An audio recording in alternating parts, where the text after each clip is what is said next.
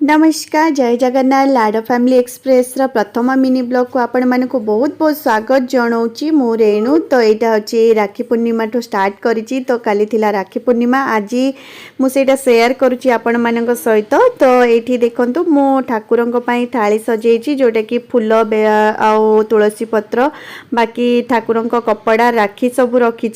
तो ये ठाकुर पूजा करेंगे तापर मुझे ठाकुर को ऑलरेडी भोग लगे देची पूजा सार देची। तो आप देखिपे तो खीरी बनई थी राखी पूर्णिमा खीरी बनई थी।